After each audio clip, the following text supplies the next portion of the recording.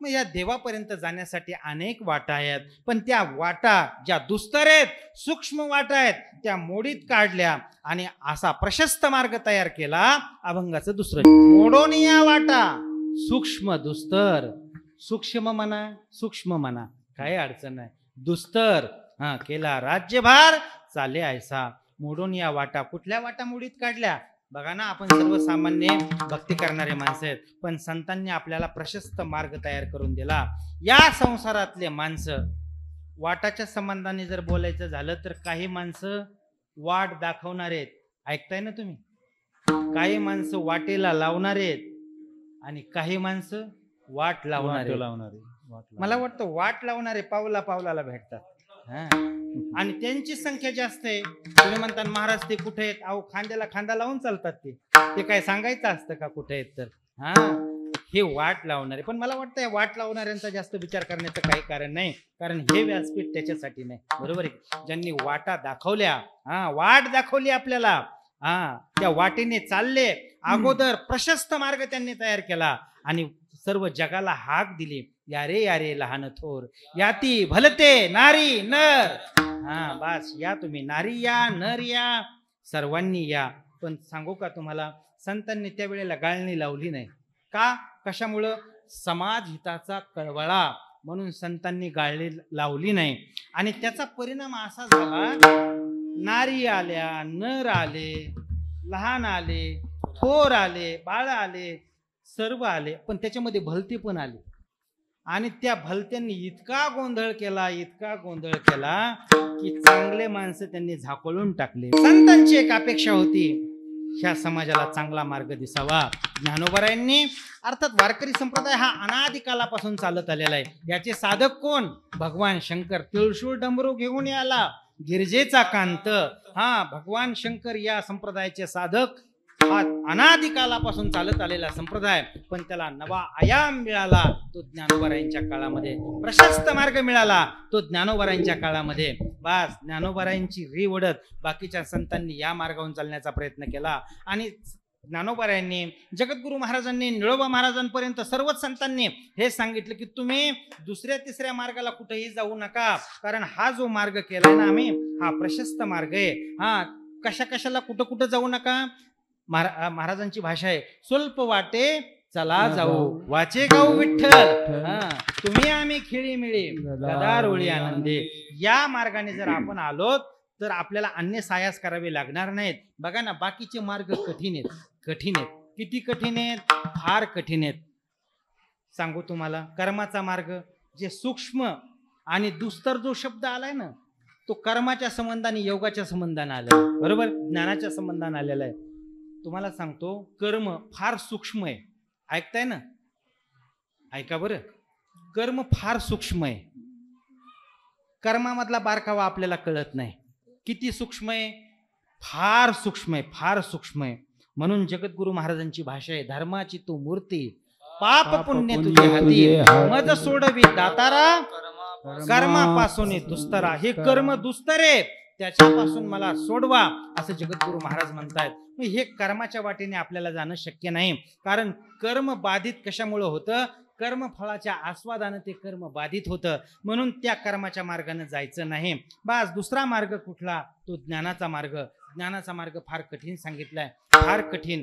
वारकरी संतांनी डोळसता शिकवली आणि हे लोक आपल्याला अंधश्रद्धेच्या खाईत लोटण्याचा प्रयत्न करतायत. सांगू तुम्हाला, अंधश्रद्धेच्या खाईत. पण सांगू, जगाचा स्वभाव आहे हा, जगाचा स्वभाव. अर्थात ही माणसं आपल्याला वेगळ्या पद्धतीने नेण्याचा प्रयत्न करतायत. ज्ञान कठीण आहे, सहज नाही. ज्ञानासाठी बुद्धीची गरज आहे, बुद्धी तल्लक पाहिजे. आणि संसारिक माणसाची बुद्धी घारलेली. संसारिक माणसाची बुद्धी कशी घारलेली? आपल्या आसपास काय चाललं ते सुद्धा कळत नाही. संसारिक माणसाला नाही कळत. इतका त्या बुद्धीला गंज आलेला आहे. आणि ज्ञानासाठी बुद्धी तल्लक पाहिजे. उपनिषदाची भाषा आहे बरं. उपनिषद बोलते, उत्तिष्ठत जाग्रत प्राप्य वरांनी बोधत सुरस्य धारा निशिता दुरत्यया दुर्गम पथस्तत कवयो वदंती. उपनिषद इतक्या लांब कशाला नेऊ? ज्ञानोबारांची भाषा, जया ज्ञाना लागी गगन गिळीता ती योगी स्वर्गाची आडवंगी उमरडोनी. इतकं ज्ञान कठीण आहे, ज्ञानाचा मार्ग कठीण आहे. बऱ्याच वेळा नाही का आपल्याला जे शाळेमध्ये शिकवलं जातं आपण त्याला ज्ञान म्हणतो, पण भाजी भाकरीचं ज्ञान असू शकत नाही. त्याला माहिती म्हणा, ज्ञान फक्त एकच आणि ते म्हणजे ब्रह्मज्ञान. आपल्याला खऱ्या ज्ञानाकडे कोणी घेऊन जायलाच तयार नाही. आपल्याला शाळेमध्ये पण शिकवलं जातंय, म्हणजे बरोबर आहे की नाही, माहिती दिली जाते ती जमिनीतल्या खालची, चांगली 2-4 किलोमीटर आतमधली. फॉस्फरस आहेच, कुठला ज्वाला आहेच, अन्य रसाची माहिती दिली जाते. पण मला वाटतं त्या शाळेमध्ये जर आपल्याला ती जमीन कशी कसावी, कुठलं पीक घ्यावं, कुठल्या मोसमामध्ये कुठलं पीक चांगलं येतं, कुठल्या पिकाला कुठलं खत लागू होतं, कुठली फवारणी, हे जर शाळेत शिकवलं तर लोक उपाशी मारणार नाहीत ना. जमिनीच्या खालचं ज्ञान शिकवताय तुम्ही, लसावी मसावी तुम्ही शिकवली. सांगा ना व्यवहारामध्ये आज लसावीचा काय उपयोग आहे, मसावीचा काय उपयोग आहे? आपल्याला शिकलोत की नाही आपण लसावी शिकलोत. पण जे वास्तव जगण्यासाठीचं म्हणून जे उपयोगाला येणारं ज्ञान, अर्थात ती माहिती आपल्याला पाहिजे. पण नाही शिकवल्या जात आपल्याला ती माहिती. इतिहासाच्या संबंधानं बोंबाबोंब, भूगोलाच्या संबंधानं असंच, गणिताच्या संबंधानं असंच. बघा त्या इतिहासाच्या संबंधानं एका शाळेमध्ये तपासणीस आले आणि त्या तपासणीसांनी त्या सरांना विचारलं, सर शिक्षण कसं चाललंय? सरांनी सांगितलं, फार सुंदर, व्यवस्थित. आमच्याकडं सर्व मुलं हुशार आहेत. कुठल्याही मुलाला उभं करा आणि कुठलाही प्रश्न विचारा, अगदी तल्लक बुद्धीचे मुलं माझ्या वर्गामध्ये आहेत. असं म्हटल्याच्या नंतर त्या परीक्षकांनी, अर्थात त्या तपासणीसांनी एका मुलाला उभं केलं. म्हटले, बाळा मी तुला काही प्रश्न विचारू इच्छितो, तू त्याचं उत्तर. म्हटलं, सर काहीच अडचण नाही. सरांना विचारलं, हा मुलगा? अहो म्हटले, हा वर्गात पहिला नंबर याचा, कायम पहिलाच नंबर असतो याचा. त्या तपासणीसालाही बरं वाटलं आणि त्या मुलाला त्यांनी विचारलं, बाळा शिवधनुष्य कोणी मोडलं? असं म्हटल्याच्या नंतर तो घाबरला आणि त्यांनी सांगितलं, सर मी शिवधनुष्य मोडलं नाही.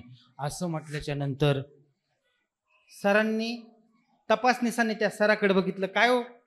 सर म्हणतात, नाही सर खरंच म्हणतोय तो, त्याने शिवधनुष्य मोडलेला नाही, कारण तो गरीब घरचा आहे, तो शिवधनुष्य मोडूच शकत नाही. बघा, तपासणीसाच्या मुंग्या डोक्यात गेल्या आणि त्यांनी सांगितलं की काय सकाळी सकाळी हे याला विचारतोय शिवधनुष्य कोणी मोडला? हा म्हणतो मी नाही मोडला. शिक्षक म्हणतात तो गरीब घरचा आहे, तो मोडूच शकत नाही.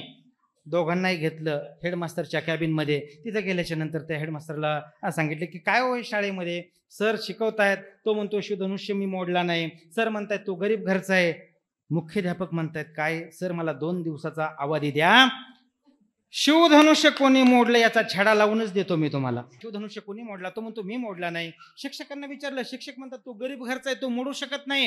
हेडमास्टर म्हणतायत मला फक्त 2 दिवस द्या, मी बरोबर याचा छडा लावतो. शिक्षण मंत्री म्हणतायत, खरं सांगू का, अगोदरच इतकी प्रकरणं अंगाशी आलेत आमच्या, बरं का, आणि पुन्हा हे शिवधनुष्याचं तुम्ही काढलं. आता येत्या अधिवेशनामध्ये तुम्हाला 3-4 शिवधनुष्य मी मंजूर करून देतो, पण हे प्रकरण इथंच मिटवा, पुढं जाऊच देऊ नका. हातास झाले तपासणीस, हातास झाले. ठरवलं, अरे काय ही शाळा, काय शिक्षण मंत्री, कठीण आहे सर्व. घरी आल्याच्या नंतर हातबल झालेले. बस पत्नी ही नुकतीच शेतातून आलेली. शिक्षक काय नुसतं शिक्षकी पेशा नव्हता, शेतकरी होते. बरं नुसतं शेतीच नव्हते, गायचाही व्यवसाय होता त्यांचा, दुधाचा. आणि नुसतं दूधच नाही, परत पिको फॉल ते पण होतं. शिक्षकाचं पोट भरत नाही. अर्थात ह्या सर्व गोष्टी त्यांना कराव्या लागतात. नेमकीच नुकतीच पत्नी आलेली, बसलेली. म्हटले एक गोष्ट विचारायची तुला. आज मी शाळेत गेलो, असं झालं. त्या मुलाला विचारलं, मी शिवधनुष्य कोणी मोडलं? त्यांनी सांगितलं मी नाही मोडला. ते शिक्षक म्हणतायत तो गरीब घरचा आहे. मुख्याध्यापकांनी सांगितलं 2 दिवसात छडा लावतो. शिक्षण मंत्री म्हणतायत 2-4 शिवधनुष्य तुम्हाला मंजूर करून देतो. खरं सांग म्हटले, शिवधनुष्य कोणी मोडलं? ती म्हटली, खरं सांगू का, 40 वर्ष झाले मी तुमच्या सोबत संसार करते, स्वतःच मोडायचं आणि दुसऱ्यावर नाव घालायचं हा तुमचा स्वभाव आहे म्हटलं. हे आपलं शिक्षण, हे आपलं ज्ञान.